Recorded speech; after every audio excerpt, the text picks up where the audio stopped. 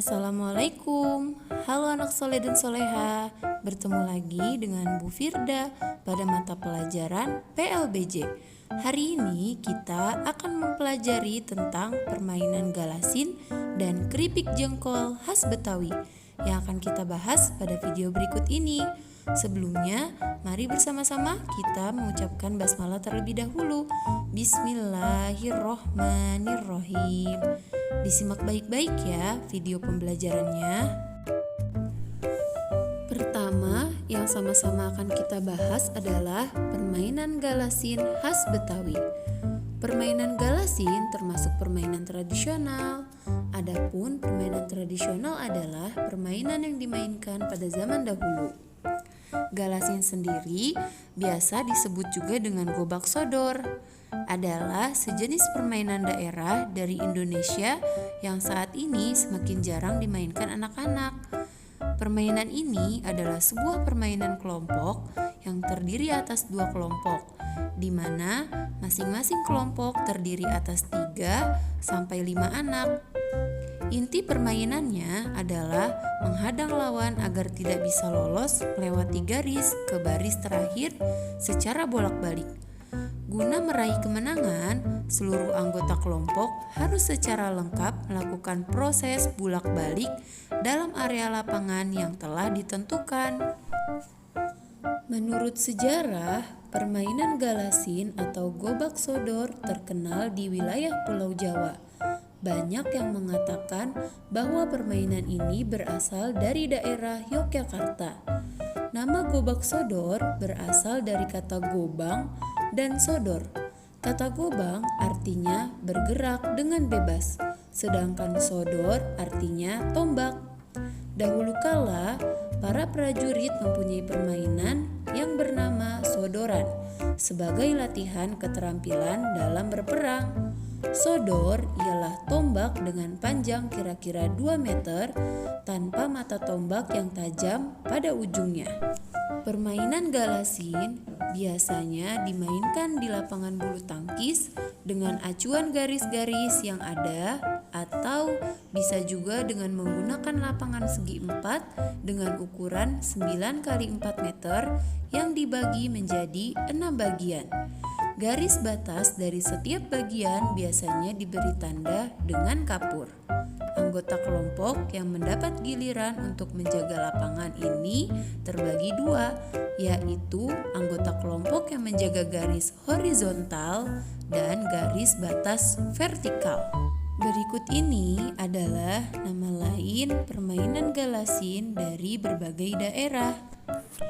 Di daerah Jawa Tengah, permainan galasin disebut dengan gobak sodor, sedangkan di Kepulauan Natuna disebut galasi. Di beberapa daerah Kepulauan Riau lainnya dikenal dengan nama galah panjang. Di daerah Riau Daratan, permainan galah panjang ini disebut cakbur atau main belon. Dan di daerah Jawa Barat dikenal dengan nama galah asin atau galasin. Nah, sekarang mari bersama-sama kita mengenal permainan keripik jengkol khas Betawi. Permainan tradisional Betawi lainnya yang menyenangkan adalah permainan keripik jengkol. Permainan ini biasanya dimainkan anak-anak secara bersama-sama dengan riang gembira dan biasa dilakukan di tempat terbuka seperti lapangan atau halaman rumah. Permainan tradisional anak Betawi bukan sekedar permainan biasa, melainkan mengandung unsur yang mengajarkan kepada anak-anak tentang nilai-nilai dalam kehidupan. Adapun permainan keripik jengkol sendiri merupakan permainan yang berasal dari daerah khusus ibu kota Jakarta dan daerah Jawa Barat. Di Jawa Barat biasanya disebut dengan permainan prepet jengkol. Keripik jengkol biasanya dimainkan secara berkelompok.